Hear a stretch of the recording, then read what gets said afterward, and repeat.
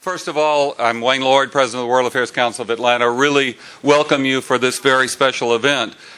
We are very privileged to have the Ambassador to the United States from the European Union with us today. He'll be formally introduced in a few minutes by the Chairman of the World Affairs Council, David Abney, and also our longtime friend, Ambassador Michael Collins, who actually we welcome you. He'll also be formally welcome, but I wanted to say special greetings to both of you for being here.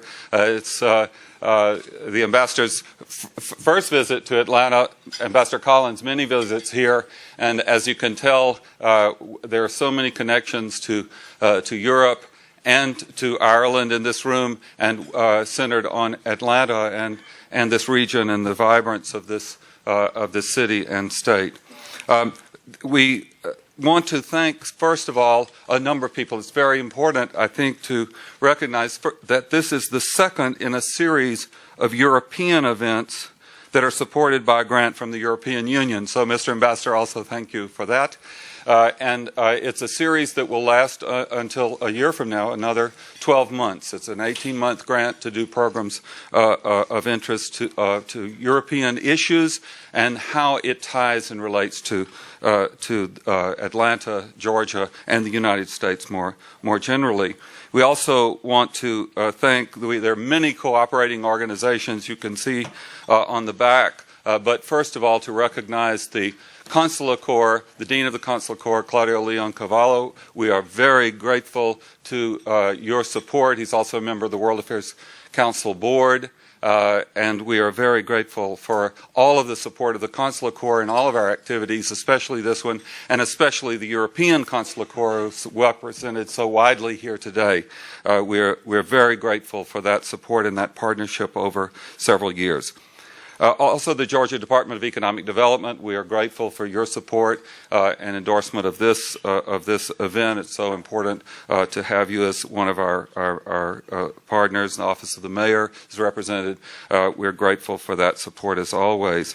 And certainly the Irish Chamber of Atlanta, they are able to do wondrous things when we have these programs, and we're very grateful to Kevin and all of the group for being here. And I'm sure the Ambassador Collins will say something about that, and especially to Consul General Paul Gleason, also, who was central in helping us to organize all of this, and we'll get to those other detailed announcements later. I just want to say that, as you know, the World Affairs Council of Atlanta, we just had our third birthday, or about to have it, on July 2nd.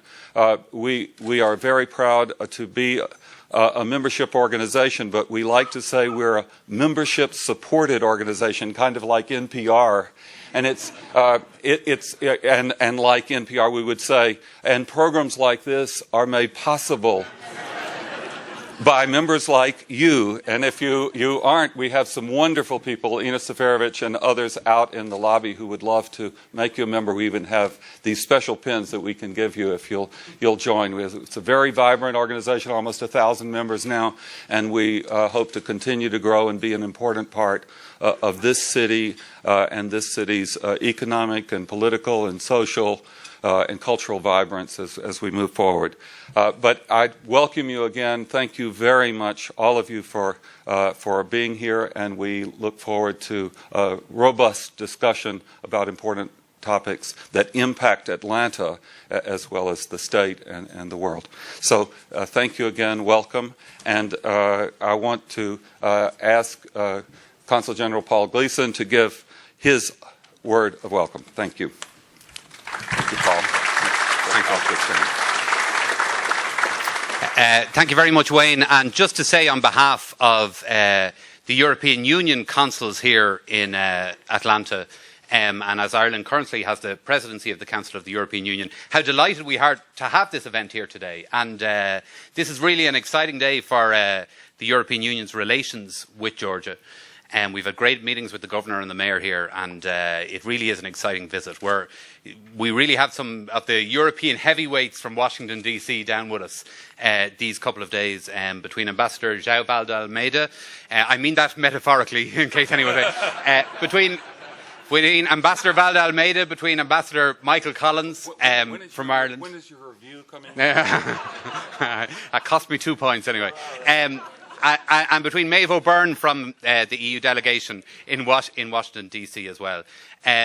These are busy folks, and you're going to hear a little bit later on a lot of their work. But aside from what they're doing to promote the Transatlantic Trade and Investment Partnership, and you're going to hear much more about that, aside from their work with the White House and the State Department around geopolitical issues, what these guys won't tell you, they're also formally responsible for coordinating the gloating whenever Europe wins the Ryder Cup.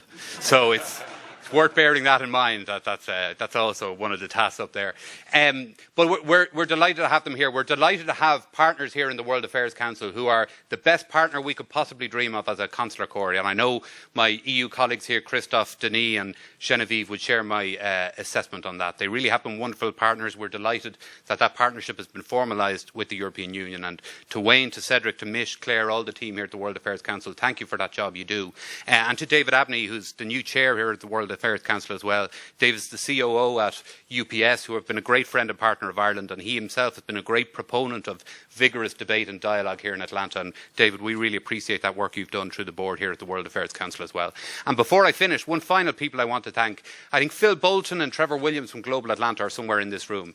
And the work that Phil and that Trevor do here in Atlanta, Phil's over here at the French table, the work they do in this city of Atlanta in telling stories about the international trade, business, investment, political developments that go on here. Those stories don't just resonate here in Atlanta, they resonate all over the world and in capitals all over the world. And that work, we think it's an incredible service to the city of Atlanta, to the state, and internationally in portraying Atlanta as the international hub that it is. So Phil, the Irish government aren't allowed to make anyone a knight or a lord or anything like that. And I don't know what options are open to the Mayor of Atlanta, but please do know that your work is really appreciated by our international consular corps here in the city. Thank you, folks. I hope you have a great lunch. Thank you. I hope you enjoy your lunch, and I know you're going to enjoy the discussion that is to follow as well. Thank you.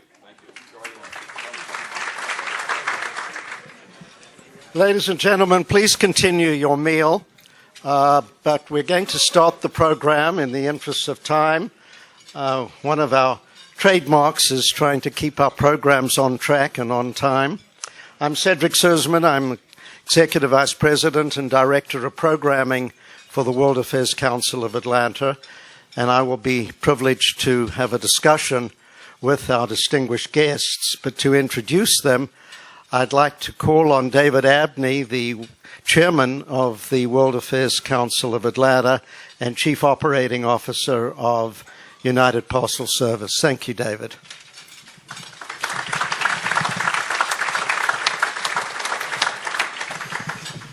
So on behalf of the World Affairs Council, I'd like to thank everyone and welcome you here. I thought in order to save a little time, I would talk as fast as Consul General Paul Gleason did. But there's just one problem. I was not born in Ireland, you know. I was born in Mississippi. I just can't do that. So you'll just have to be patient with me.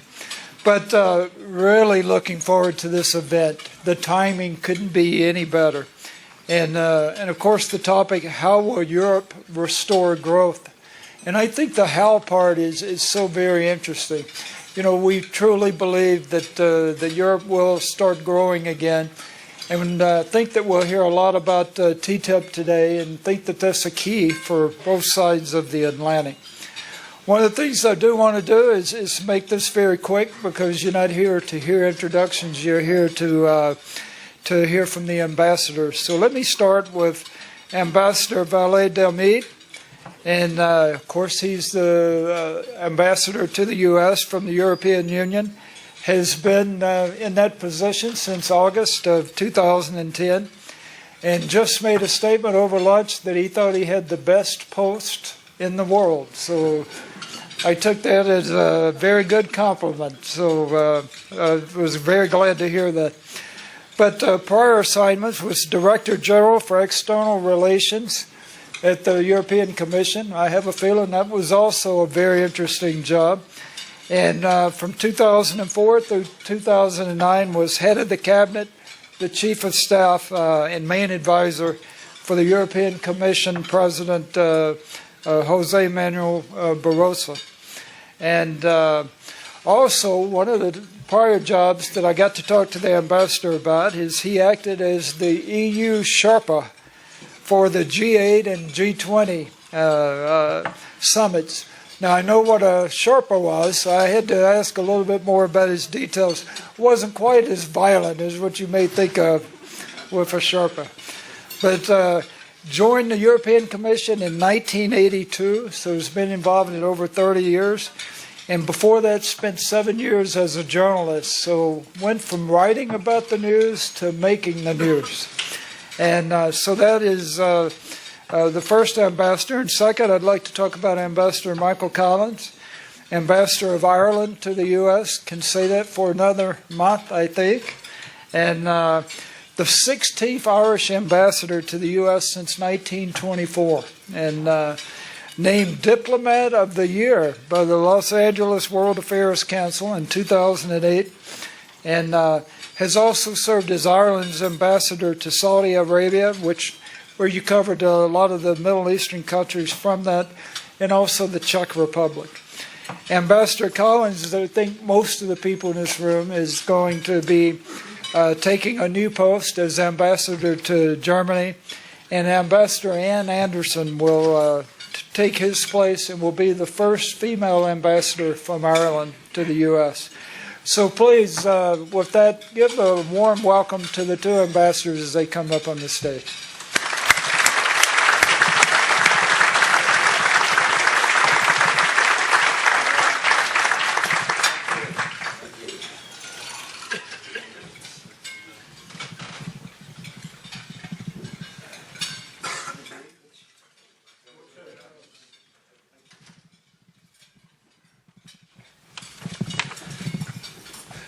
Good afternoon, everybody. Pleasure to be here. Thank you very much for coming. Such a great number today. I would like to thank the organizers, the World Affairs Council, Wayne Lord, Cedric, Suzman, and all the teams that are behind this organization. We are very glad to have you as a partner here in Georgia and around the country. Great organization. I would like to thank David for the introduction and UPS for being a global company totally committed to transatlantic ties. And I see many other companies around this room with the same kind of commitment, and that's crucial for the future of our relationship. I'd like to thank advisors and staff of the mayor and the governor. I'd like to thank all the consuls that came, the dean, of course, but particularly the consuls of the European Union member states, and I see a number of them around the room. I had the pleasure of meeting them yesterday. They are part of our national network, and it's so important, and such a pleasure for me to work with them. I want to thank all the representatives of business and academia and the civil society of Atlanta and Georgia. It's great to be here. But if you had invited me a year ago, at least some of you would ask me a question, which I had a year ago, which was about, Ambassador, how come that you still have a job? And I do not allow you to ask this question again, because there are no reasons for that. And the reasons behind this question, which was, a nice way of asking me about the crisis in Europe, was the fact that many people were saying, and many people were writing, and others were thinking that there was really an issue about the survival of the European Union. Let me say how I see the situation today. What happened since a year ago or 2 years ago, against all the predictions and the gloomy scenarios that I've seen exposed here and there, let me give you 4 or 5 facts. First, the euro area survived. No country left, and another country is joining in the 1st of January. Second fact, we got the Nobel Peace Prize for our more than 50 years achievement in Europe bringing peace, reconciliation, prosperity, stability and security to the whole continent. 500 million people. Third fact, the European Union did not only collapse or anything of that kind, it's in fact enlarging. And in a few days, which is next Monday, we will have a 28th member of the European Union with the arrival of Croatia. The fourth fact is that we are moving with the arrival of Croatia, but not only, in bringing inside the European Union the countries of the Western Balkans. We already have Slovenia, we will have Croatia next week, and this week our leaders are about to agree, maybe they have already agreed as we speak in Brussels, to start negotiations with Serbia, beginning of next year most likely, so that Serbia can become, in a few years' time, another member of the European Union. The last point, maybe the most relevant for this audience, is that we were able to launch last week the negotiations for the biggest free trade area in the world, the Transatlantic Trade and Investment Partnership. So 5 facts that go completely in the opposite direction of the gloomy scenarios that I was referring to, that were there a year ago and 2 years ago. I say this just to put our conversation in a positive tone. My job is not at risk, at least not for the moment, depending on what I say here today. And more important than that, the European Union is coming back. The European Union is more robust today than it was a year ago and 2 years ago. We have gone through a difficult period. We were faced with incredibly challenging conditions, and we can, during our conversation, go more into the details, but we are certainly coming back. And the fact that I'm here today with my dear friend and colleague Michael Collins representing Ireland, it's a good illustration of that. He's the best salesman for Ireland, so I would not try to replace him. But let me say that we are very confident on the way Ireland is going. I think it's a good example of the European Union and the euro area coming back after a difficult period. So my message to you as we prepare TTIP is a very positive one. And I would like to involve and have Georgia and Atlanta as part of our partners in making sure that TTIP is a great success. I've been impressed yesterday and today here in Atlanta to see how much international-minded this city is and this state is. We talked to the mayor and the governor, and again we have this full confirmation that you want to play a role. My message to you is to say that Europe is there as a partner, your best partner. We are creating even better conditions for trade, business, investment across the Atlantic. We want to count on you. Please count on us. And I'm looking forward to a good discussion today. Thank you very much.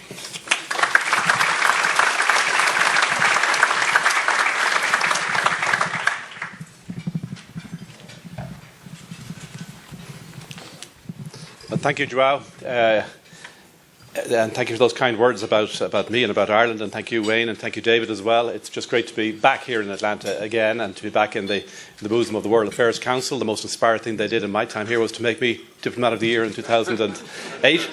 So anytime they call, I'm always available. So it's just great to be here and to have this opportunity to salute all the members of my own community here, and indeed Kevin in particular, and the Chamber, but all the other good friends I see around the room, just to salute you all, and to salute in particular, if I may, also my own Consul General here, Paul Gleeson, who's just done such a wonderful job in representing Ireland here, and does such a wonderful job representing Ireland here in Atlanta. This is the first Irish consulate we've opened anywhere since 1933. And it's no accident and it's no coincidence that we chose Atlanta, and it's no coincidence either that we chose somebody like Paul to represent us here, supported as he is by this wonderful community that we have, many of whom are in this room. I've had the privilege of being Ireland's ambassador to the United States for the last 6 years, so I want to acknowledge in particular the fact that the German table there is a table I'd like to recognise. I'm on my way to Germany, please note. Tell the Chancellor I'm on my way, and that we were looking forward to representing our country right in the heart of Europe, and right in the heart of a country, obviously, which means an awful lot not just to my country, but to the future of Europe as well. But during these 6 months, these last 6 months, Ireland has had the privilege of being the presidency of the European Union, or occupying the presidency of the European Union, which is a pretty big deal, for a small country. But that rotating presidency is something that has been preserved more or less in the union that we have today, and it gives everybody an opportunity for those 6 months. You might think it's a very short period of time, and it is, but it gives everybody an opportunity to sit in the driving seat and to try and steer the common business of Europe throughout through 6 months. And for us, that's an enormous challenge, but it's also an enormous privilege. For those of you who know Ireland, you'll know where we are. But you should be aware of our vocation and our commitment to the European ideals. I mean, we are a country that is a long-standing member of the European Union, have been for the last 40 years. We are committed and devoted to the success of the European Union and to ensuring that success into the future. We're also, of course, members of the euro currency area, the 17 countries that comprise that area. So we have a huge interest and a huge investment in this union of ours. So our role in relation to Europe, our future in relation to Europe, is unambiguous. We are committed to being in Europe, and we're committed to ensuring the success of this entity of which we've been part for the last 40 years. And within that Europe that we're a part, obviously, Ireland has had its challenges over the last number of years, and the narrative of Ireland since 2008, of course, is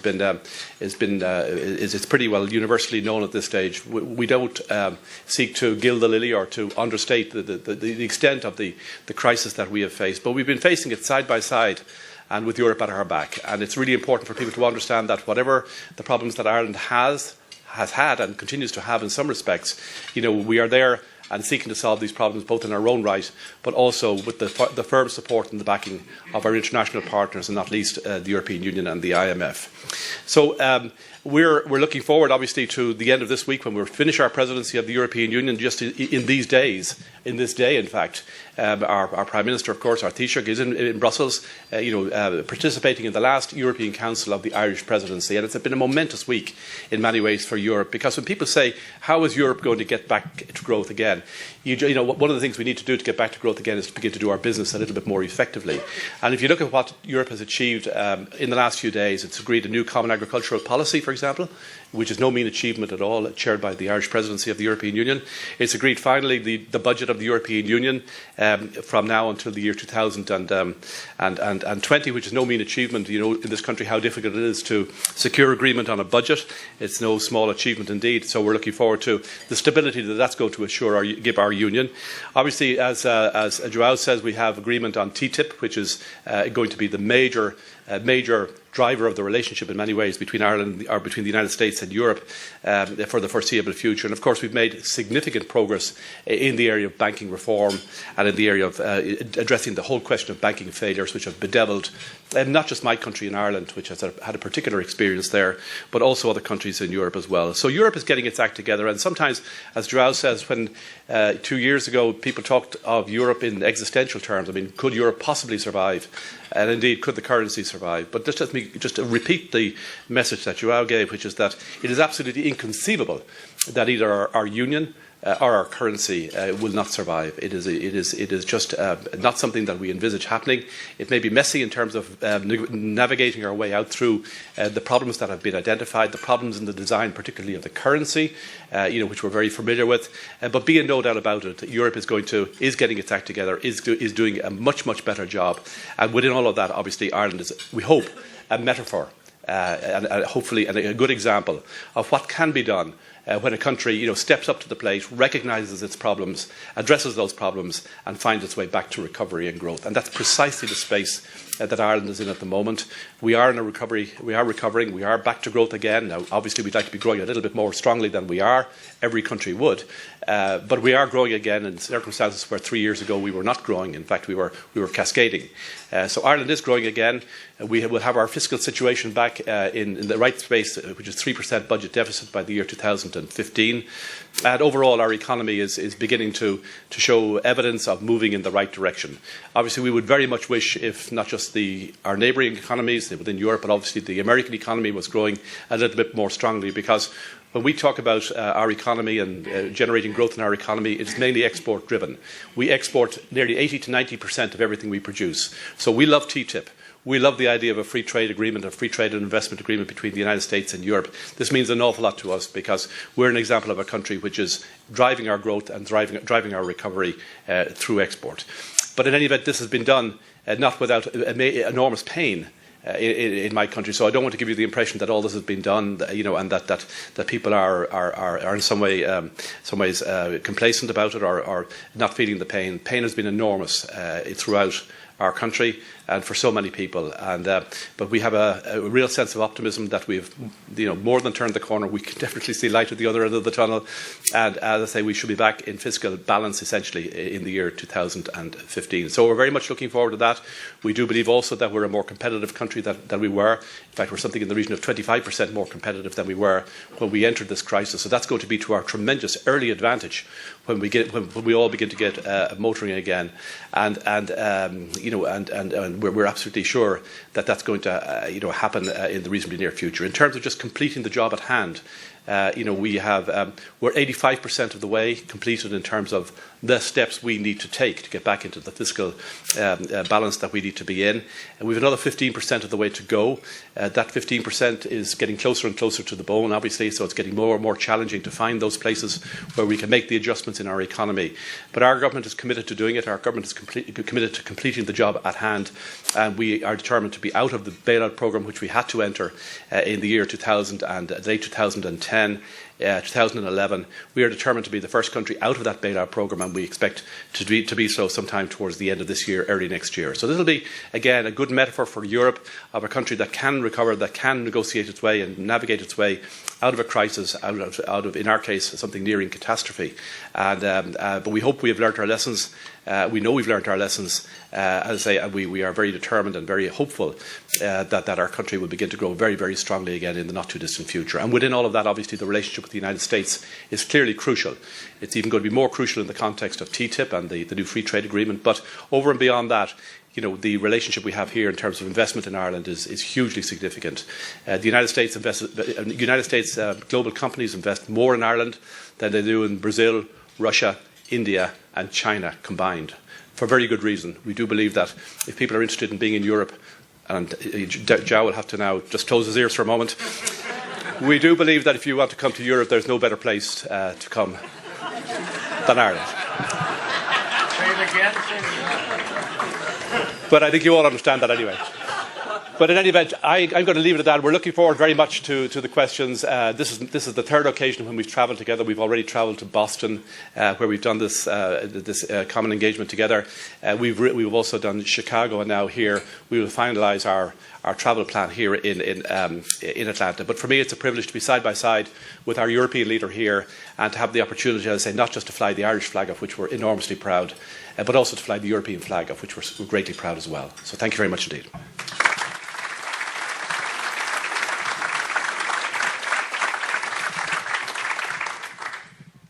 So I'd like to start by asking a very broad question about how this issue of austerity versus stimulus plays out in Europe. Here in the United States, it's a question of sequestration versus quantitative easing, and we have proponents of both that are very vehement. I think this issue's become even more crucial given the readjustment of the United States growth down to 1.8% for the last quarter, has added urgency to the matter. So, Ambassador Vale de Almeida, perhaps you could start by giving us how this issue of austerity versus stimulus is seen in Europe today going forward, particularly with the peripheral debtor countries being so challenged. Thank you. Well, first of all, let me congratulate my two colleagues for their beautiful tie.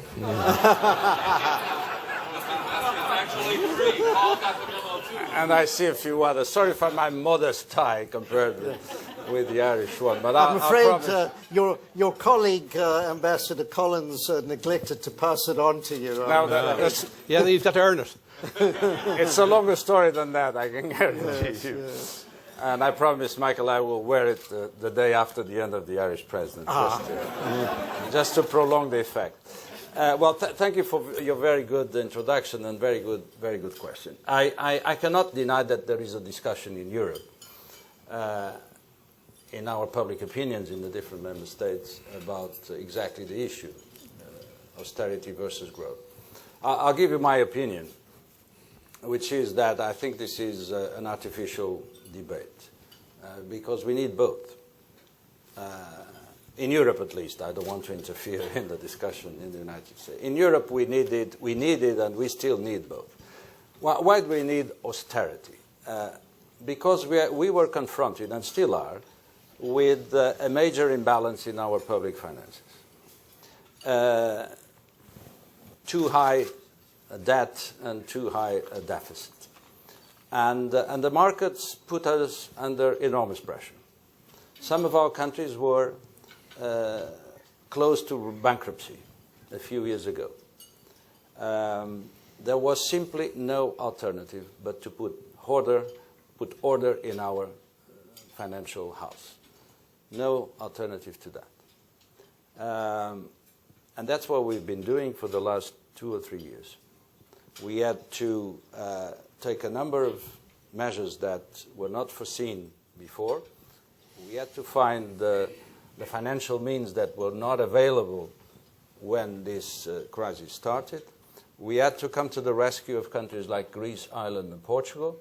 We had to support a number of other countries that are not officially under assistance but still are benefiting from major solidarity from the other countries. And this has to continue until we have redressed our fiscal imbalances. But we also need growth. And people need to see the results of their sacrifices. Otherwise, they will not support the measures. They will bring down the governments and will go back to square one. So there is a political dimension of this debate. But there is an economic one as well. We know that we will not come out of this crisis if we don't guarantee that our economies go back to growth. And this is where we are today. We were able to return to financial stability. The existential threat to the euro and to my job is over. But we have not finished the job.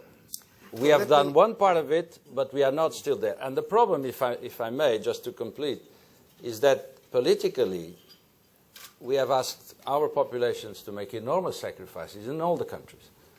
But the people are not yet seeing the results of the sacrifice, because the growth and the job creation that comes with it is not yet visible.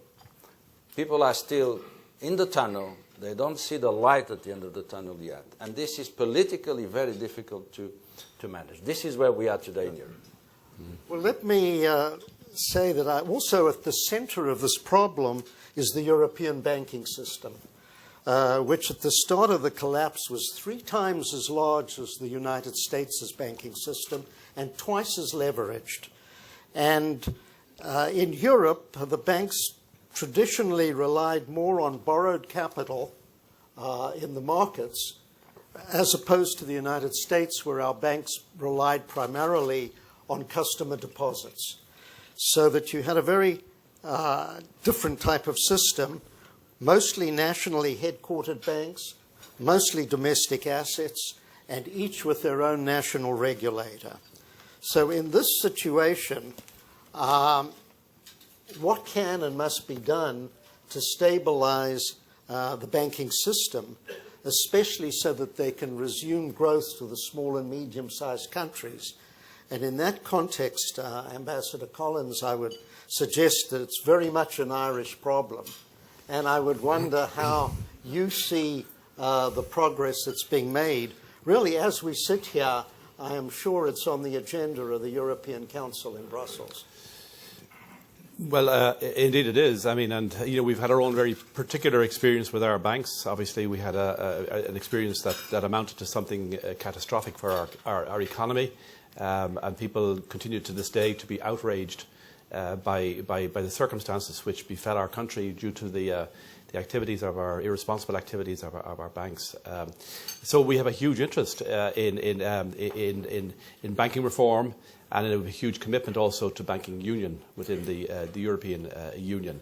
And in fact, it's been a major priority of the Irish presidency, to promote that banking union. It's a complex business, obviously, but we have we're moving forward on the supervisory mechanism, and I think even this week there was agreement in relation to ways in which we are going to address banking failures in the future. This is, as I say, a highly complex area. Obviously, we addressed them one particular way in the past when our own particular country was affected, and where banking debt and banking loss became a sovereign issue. In other words, the Irish taxpayer ended up bearing the full brunt of the loss of our banks, and that was a hugely controversial thing to this day. We've now within the Union, and certainly within the euro area, we've agreed within the context of the Irish presidency's chairmanship of the finance group. I said we've agreed a way in the future in which all these banking losses are going to be dealt with. In other words, who's going to pay first, and when exactly does the state become liable, as it were.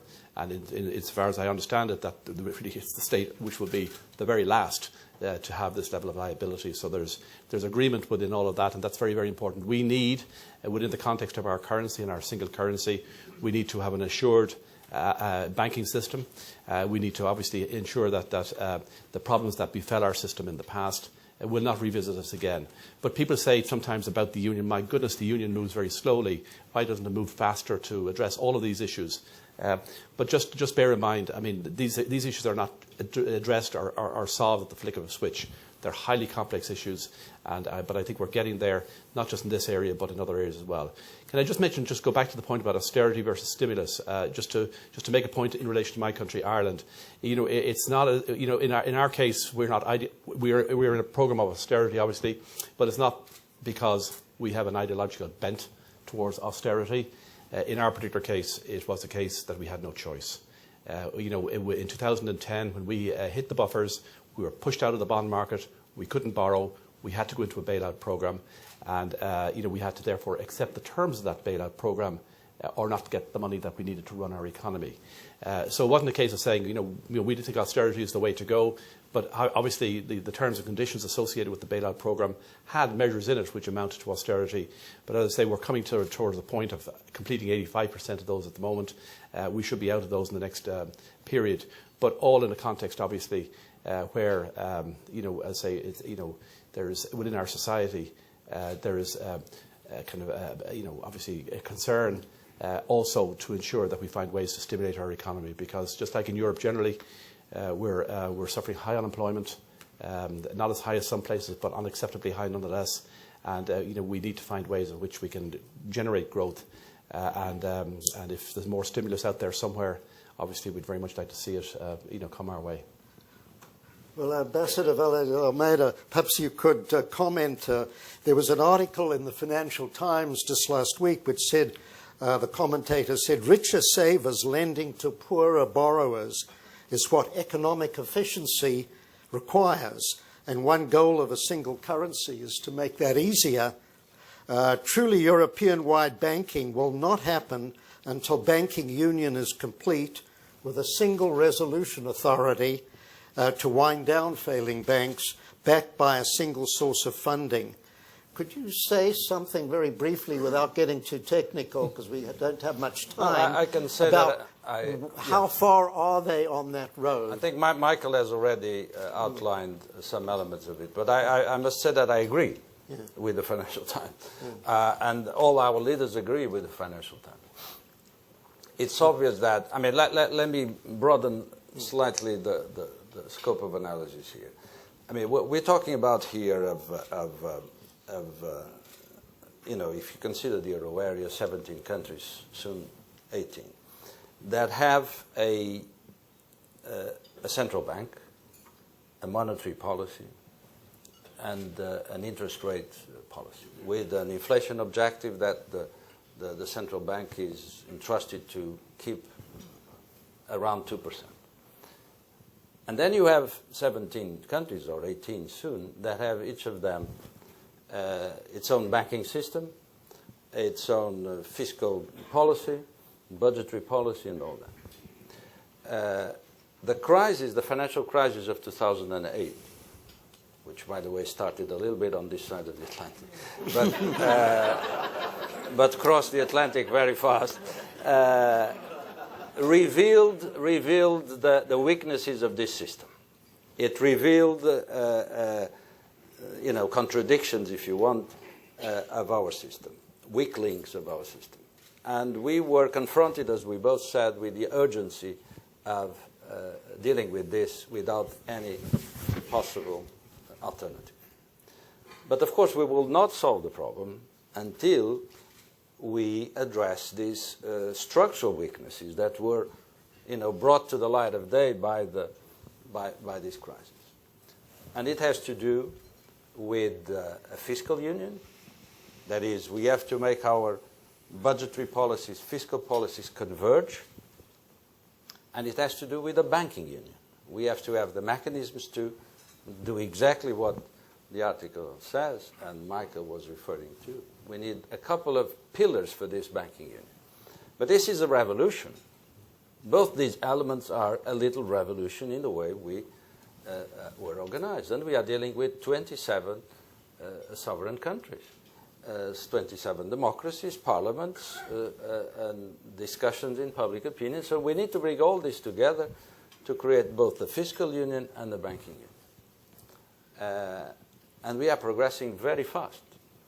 So fast that in some countries people are wondering, but why are we giving all these powers to Brussels? Why? I mean, and there is a sort of debate in the public opinion about who does what. Because history accelerated so much that public opinions have difficulty in catching up. So we're having political discussions inside our member states about exactly this. Who's accountable to? You know, who decided to do this so fast?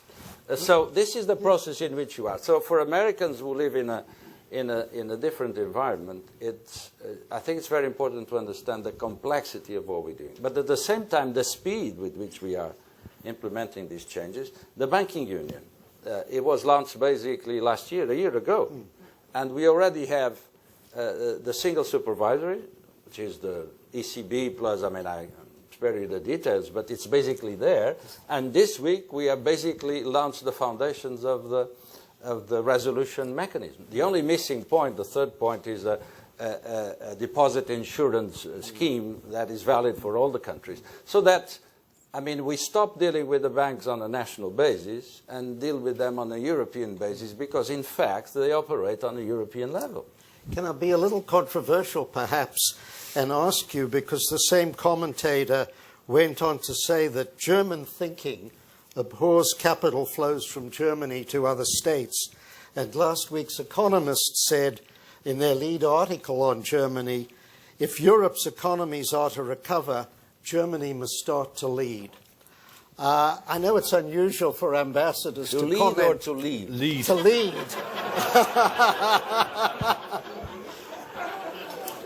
My articulation was a little weak. To lead. Just to clarify. Yes, absolutely. And I know it's unusual, and it's even harder for you, Mr. Ambassador, since you'll be heading to Germany. But I wondered if you could comment, either both of you, or certainly Ambassador Vale de Almeida. I will protect Michael. On, in general terms, Germany's role in this process, because it's crucial, obviously, and they have had a hand on the brake, if you want to say, rather than the accelerator, although it may be changing. So Let me just go first. I mean, just get it out of the way. Yeah, just get it out of the way. Just which is really to say that I'm not going to say anything. But I mean, I think from my point of view, it's when I wondered where I was heading for after Washington D.C. and I think every ambassador serving in Washington D.C. kind of cogitates a little bit and wonders and worries at times as well. Where after here? Where can you possibly go after here? Well, I think in my case, I end up in Germany, and it is. I don't think it's any major coincidence. For us, obviously, our relationship with Germany is key, but more particularly the role of Germany in Europe and the leadership that it offers in Europe, and the challenges that Germany faces in giving effect to that leadership, I mean, are something that we deeply respect. So I just don't want to get into it in terms of just my future presence in Germany. So I'm going to defer to JOÁO to maybe give a little bit more spice to the response. I must say I did not know of your appointment when I formulated the question. Well, I said I agreed with the Financial Times on your first quote. I do not necessarily agree with your second quote. From The Economist, yes. Or from The Economist. Now, what I want to say to our American friends, and I've been engaged in this discussion in the last 2 or 3 years, is to stress very clearly that German is central to the process of European integration for historic reasons that we all understand. But also that German is I wouldn't say the most interested country in building Europe, but it's certainly one of the most committed, and at the end of the day, the one that most benefits from being part of the European Union. So some statements I see here and there, or opinions in the sense of saying, at the end of the day, Germany does not need Europe. Germany may even leave Europe. Germany is not interested about the fate of the others and things like that. I think this is totally wrong. I mean, if you consider Germany today as a world-leading exporter, and that's a great achievement, the competitiveness of Germany in world markets, including in the US, it has a lot to do with 2 factors, or 3. First, the creativity and the organization of the German people and the German economy. Secondly, to the euro. If you imagine where the German currency will be if they had kept the Deutschmark as compared to where the euro is today, you will see how important the euro has been for Germany's external competitiveness. And thirdly, it has a lot to do with the single market in Europe. In fact, the foundation for the German capacity to be such a leading exporter in the world is, in fact, an internal market of 500 million people. And this is valid for other countries in the Union that also benefit from the internal market as the basis, as the bedrock for their external competitiveness. So I've given you 3 elements which are of a more economic nature. I could add a number of factors of a political nature, and my German colleague will certainly not contradict me to say that there is a large consensus in Germany that Germany belongs to Europe and that Germany is at the heart of Europe. For all these reasons, I think that we should be very clear about the fact that Germany sees its future inside Europe, and Germany sees its interest in reinforcing and strengthening the European Union. Now, we can discuss issues of the policy mix, and there is again a discussion in Europe about that. We can discuss the speed and the rhythm of implementation of our policy mix, and let me say very clearly that we have softened and deaccelerated, slowed down the process and the intensity of austerity in the last couple of years. We've given a number of countries more time to reach the deficit target. We have toned down the harshness of some of the measures that we're taking. And in fact, I mean, we are getting too technical here, but if you look back at the last 6-8 months, and if you compare the level of consolidation, as the economists say, in America compared to Europe, you are consolidating more because of your sequestration on one side and your rise in taxes on the other side. You are actually, as we speak, consolidating at a faster pace than Europe is. So you are, in fact, if you speak in terms of austerity, growth and all that, you are, in fact, doing more austerity as we speak these days than Europe is. Which because we have slowed down, and yours has picked up because of the situation in which you are out of the lack of agreement on everything you know. Which doesn't bear well for European exports to the United States. So let me turn very briefly, before we ask the audience for some questions. I think, Ambassador Vale de Almeida, you made a statement recently with some very succinct elements of the transatlantic trade and investment partnership that will stimulate growth. And I wondered if you could summarize those sort of 1, 2, 3 for us, because we all understand the scope of this agreement and the huge impact it could have, but the actual elements that you picked out, I think, were very interesting. If you could... I'll try to be telegraphic. So the TTIP is about bringing down barriers to trade investment and to bring our regulatory frameworks closer together, more convergent. We have on average 4% of tariffs for goods in agriculture and industrial goods and all that. If we bring them to zero or close to zero, it will be a major beneficial. But the most important gains will come from non-tariff barriers to trade. Everything that happens behind the border, regulatory, administrative, all kinds of issues that, and business people here know what I mean, that limit their capacity to do business across the Atlantic. The regulatory side is about us taking away unnecessary duplication of controls, making sure that we achieve the same goals by recognizing that the other side does it in a different way but with the same final objective and the final output. There's a lot we can do there to reduce the burden on companies. We have a lot to do on investment as well. You know, a European airline cannot buy an American airline. Well, you can buy European airlines. There's something wrong there. Europeans don't have access to public procurement in a number of states.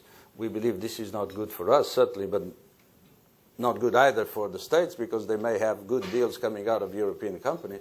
I'm just giving you just a few examples of that. If we do all this with a high level of ambition, we can at least have an increase in our GDP on both sides of 0.5 percentage point. Maybe we go all the way to 1 or even 2%. You never know exactly. But there is a lot to be gained from this. If you consider even a 0.5 percentage point, giving the mass of our economies 50% of world's GDP, this is a lot of money. This is potentially a lot of jobs and potential a number of percentage points on our growth rate. So this is what we're talking about here. And if we do that, we will have the single most important free trade area in the world, 800 million people. And for me, maybe even more important, we will have joint efforts in enhancing our leverage worldwide. We are confronted with important challenges coming from the emerging markets, China, India, Brazil, and other countries, which we respect, and we are very happy to see them coming up. But it's a challenge for us. And we need to see where we will be in the world in 10, 20 years' time. We need to prepare it now. And if we join efforts in doing this, we will have the critical mass to be even more influential in the way the world economy, globalized economy, is organized. If you think of standards and norms and all that, we have the critical mass. Let's use it according to our values that are sometimes different from others. But we want to do this together with others, and I see Canadian friends here. I don't know if there are Mexican friends here or Turkish friends here, just to name 3 countries that are very close linked to us, either Americans or Europeans, that we want to bring on board, not as part of the negotiation, but as part of the common approach to this. We have free trade area with Mexico. We are about to conclude, hopefully with Canada very soon. You have what you have with these two countries. And I think that, you know, the transatlantic concept has to be even larger than the TTIP, not at this stage, but in the near future. I'm going to ask members of the audience to stand at either of the mics. Please stand up and go to the mic. But as I do, I just want to comment, if we could just change the electrical sockets and standardize them worldwide, think of the safety savings that would bring. That's a very good example. Yes, John, please. Good afternoon. I'm John Woodward with the Metro Atlanta Chamber, and certainly want to welcome both ambassadors here to the Atlanta region. And actually, a direct follow-up to your response there about the TTIP, I'd like to bring sort of a local or maybe a regional aspect to that, and that's poultry. A lot of folks, a lot of the experts or pundits in such matters are saying already, even as discussions are getting underway, that one of the possible obstacles to TTIP discussions will be poultry. And of course, here in Georgia, you're in the heart of one of the largest poultry producing regions in the world. So that could be an absolute a factor here. So I'm wondering, without going into all the technical things, you know, hyperchlorinated water and this and that and the other. Thank you. But why? I mean, why poultry? Why is this bubbling up? And do you foresee an issue with this? Ambassadors, I think because of time, I'm going to suggest that we take the questions, and if you could just make a quick note and try to answer them all together. John McIntyre, Georgia Tech. Thank you. Delighted you're here. It's a pleasure to listen to you. Ambassador Almeida, you represent the Commission, I believe. It would be a shame not to raise one of the sticking points in the negotiations that is about to get underway during the Irish presidency, hopefully during the Irish presidency. One, it has to do with the cultural exception, and as you know, it has generated quite a bit of heat between the President of the Commission, Barroso, to whom you report, and the Prime Minister of France. I think in one case it was described as a reactionary move, when in point of fact there is a general tacit agreement that culture is not merchandise. Let's put that on the agenda, John, let's put that on the agenda. And then the second question connected has to do with Cyprus deposits, which, of course, bank deposits, which were going to be hit under the original proposal to ensure that the Cyprus bank crisis, which was sort of a litmus test, for the first time someone really proposed that indeed depositors be made liable to a tax in order to cover the bailout issue. Thank you. Thank you. Quick questions, please. The European Council is meeting today and tomorrow, and their agenda includes youth unemployment. Good. Part of youth unemployment is the education of students in secondary education. We have a request in Georgia, and as an educator here 40 years, I request that you would give some thought to helping us. 1 out of 4 of our kids lives in poverty. We have 30 to 40% of our children obese or overweight. We overtest our children. And lastly, our children are monolingual. They know one language and can't sell in another language. We would look forward to your work in Germany or the EU or in Ireland so we could learn some benefits on how to improve our secondary education. Sounds like a statement to me, but a good one. Thank you. Nevertheless. Thank you. Sir. Your Excellencies, thank you for your time. My question is regarding European integration, on the idea that further integration stimulates further growth, and in the ongoing debate that further integration, and in order for the EU to assume its place as an international superpower, the debate between the garrison and the civilian state, that either the EU must consolidate its coercive and capitalistic powers in order to survive and to thrive and further grow, or that the EU can survive as an entity dedicated to commerce and the promotion of human rights and individual well-being.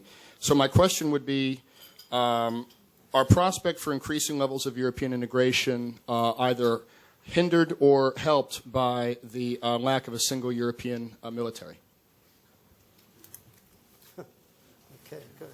Last one. Good luck remembering all those questions. My name is Jorge Jimenez. I am with the Federal Reserve Bank of Atlanta. I am a EU citizen as well as a US citizen, so it's a pleasure to be here. Just wanted to make a comment. I was very happy to hear about the free trade agreement that is being negotiated. We're talking about removing barriers between the trade between the countries. This is my personal opinion, not those of the Federal Reserve, but there is one of the obstacles that we can see is the cost of international transactions, cost of banking transactions between our two systems. I know that the European Union had the Step 2 system to integrate the platforms in the SEPA, and we at the Federal Reserve here in Atlanta are working on integrating payment systems with other countries, including the European Union. Is that in the views of what you're trying to accomplish, reducing the cost of transactions between countries? Thank you. Last question.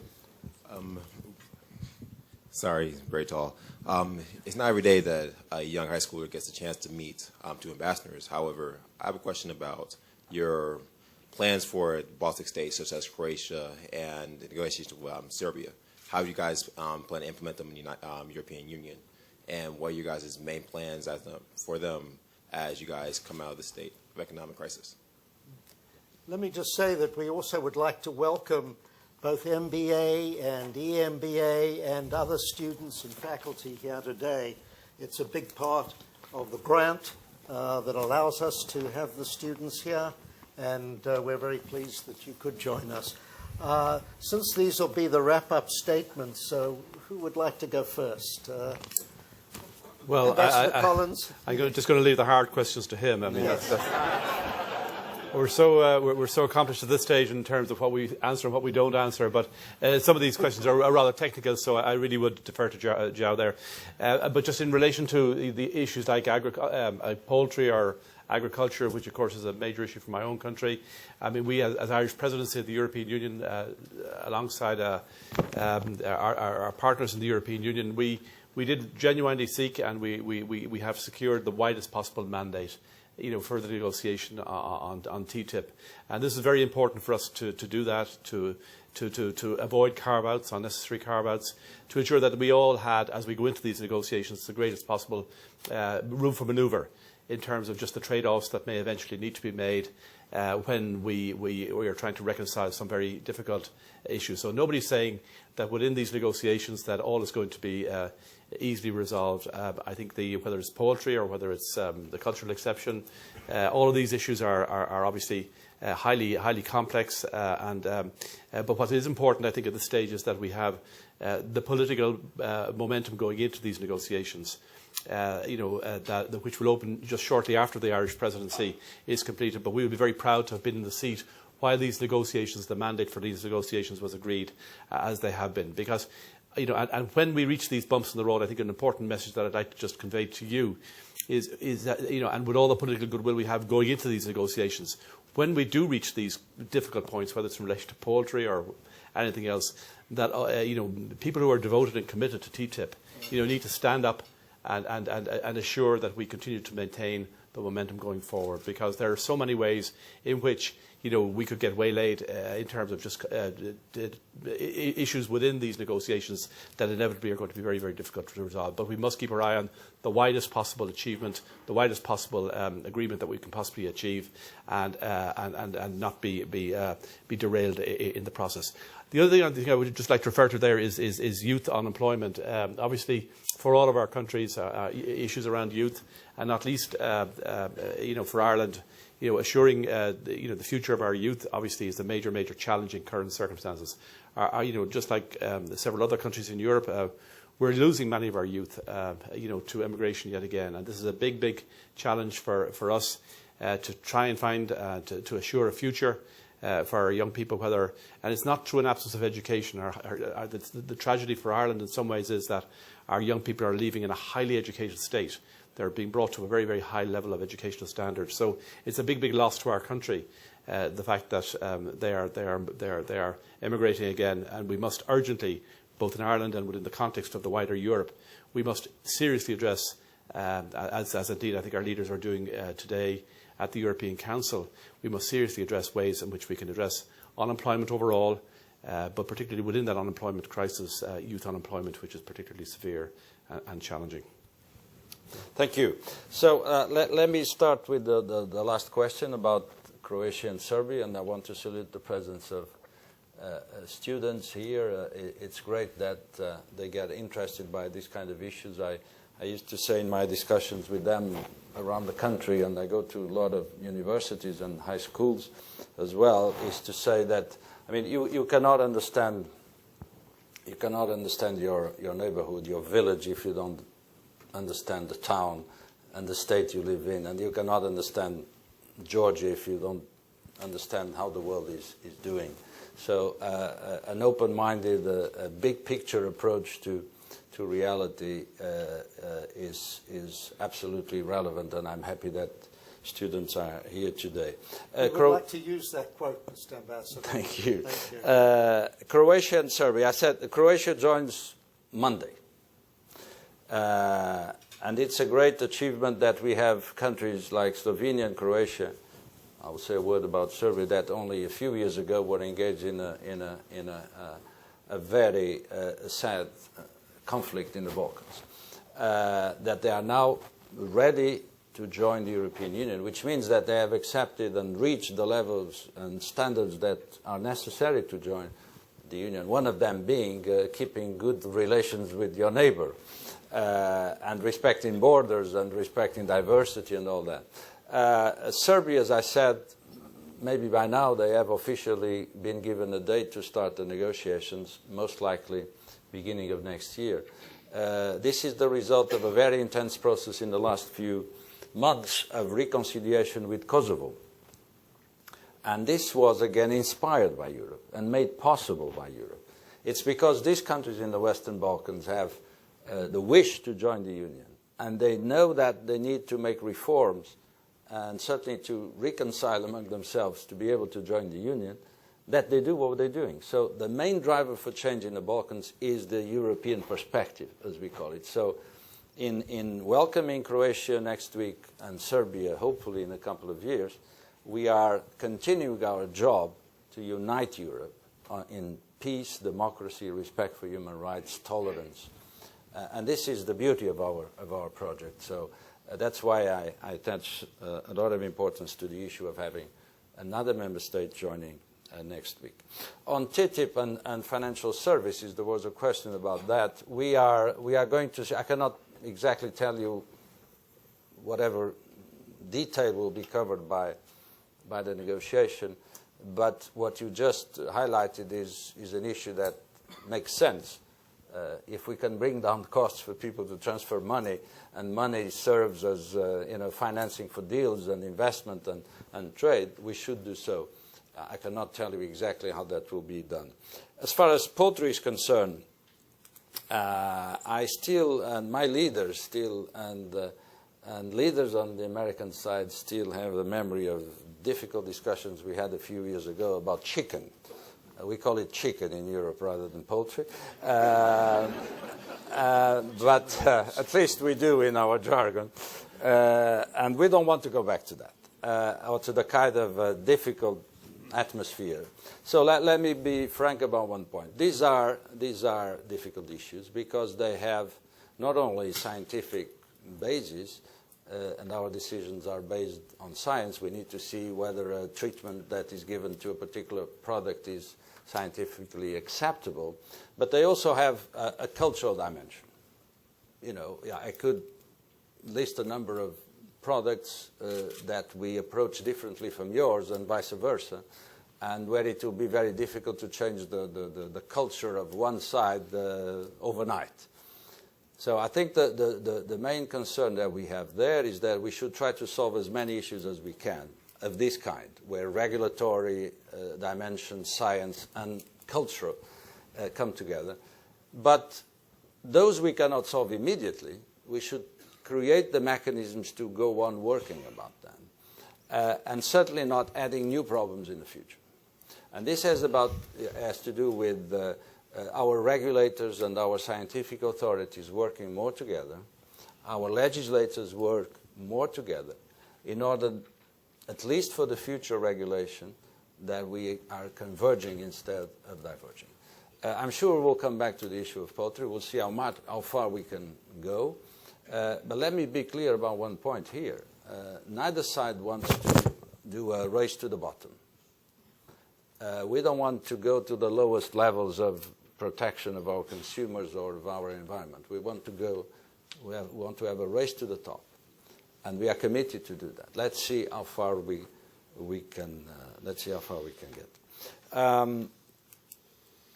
On the issue of youth, I think I fully subscribe to what Michael has just said. If you want, leave me your contact. I think you are over there. If you want to leave your contact, my colleagues can be in touch with you and giving you more elements about solutions that we have in Europe for that. On the issue of cultural exception, first, I don't want to make any comment on any discussion or debate that is taking place in Europe, of which I'm not aware, between Brussels and Paris. I don't want to get into there. I just want to give you the facts, and the facts are that we got a mandate from the member states, which was agreed by member states. That's what counts for the negotiators. By the way, I don't represent the European Commission. I represent the European Union in Washington, and I'm not reporting to President Barroso. I'm reporting to 2 presidents and 1 high representative, so I have 3 bosses. But I don't want to engage into that. The fact is that the member states agreed on a mandate consensually. The European Commission would negotiate on behalf of the member states. Is going to respect that mandate, negotiate with the Americans. We will start on the 8th of July. This mandate, these instructions that the negotiators have do not include the audiovisual sector, but they include 98% of Europe's GDP. As Michael was saying, this is a very large mandate. This is a very ambitious mandate, and I think we have plenty of issues to keep us busy with our American friends. But clearly, the member states have decided that the visual sector would not be in this question, and that's a fact, and I don't wish to comment on that because we have to build our negotiation on the mandate that we have.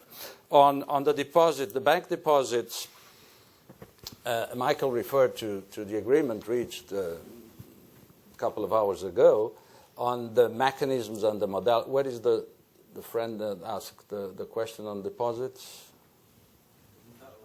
Sorry. Okay, sorry. Yeah.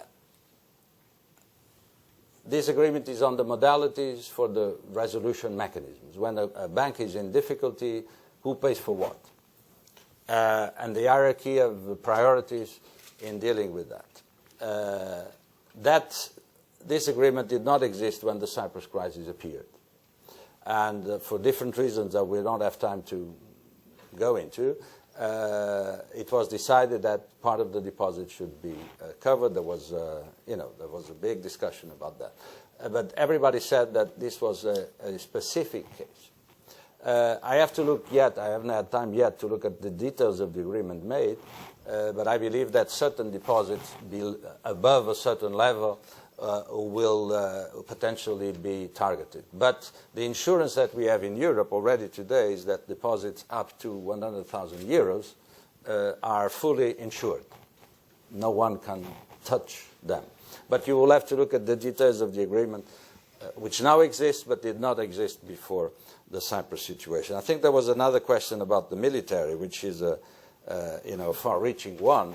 I would just say that if you compare where we started this long adventure of European integration in 1957 with the Treaty of Rome, and if you look at what the Union is today, there ain't much in common. I mean, how much we have achieved in these almost 60 years. So I cannot say what we will have in 60 years' time. But certainly the issue of defense, the issue of military cooperation inside Europe is one that is on the table. The European Council, our leaders will have a discussion in December about this. And this discussion is triggered by a simple fact. We are living through very difficult budgetary constraints. There is not enough money for all the policies. The military expenditure is being affected by this. Member states are asking themselves what is the best way to use the money we have in terms of guaranteeing our security. They are asking about cooperation between the European Union and NATO. And they are asking about, and you are asking, cooperation between the US and the EU in addressing all these issues. So I think the issue will be on the table of all our leaders, how best to ensure security of our citizens with limited budgetary means. We'll see if there are European responses or only national responses. The debate is there. But I wouldn't be too surprised if you invite me in 20 years' time, and we are still here, hopefully, that we will be saying that maybe defense is the new frontier of European integration. I wouldn't be surprised, but I cannot guarantee that either. Well, I think a little bit of water here, sorry. With that ending, Your Excellencies, I want to say how deeply grateful we are for what has, I think, been a hugely informative and stimulating discussion. You've really managed to go into a huge amount of detail in a very clear and understandable way, in an explicit way, and I think it's just been a real privilege for us. So thank you. I do hope that you'll come back sooner than 20 years. Otherwise, I'm afraid I won't be with you. But at any rate, let me say again on behalf of the World Affairs Council of Atlanta and all of us here today, how much we appreciate you taking the time to be with us and for sharing these very important insights today. Thank you. Thank you.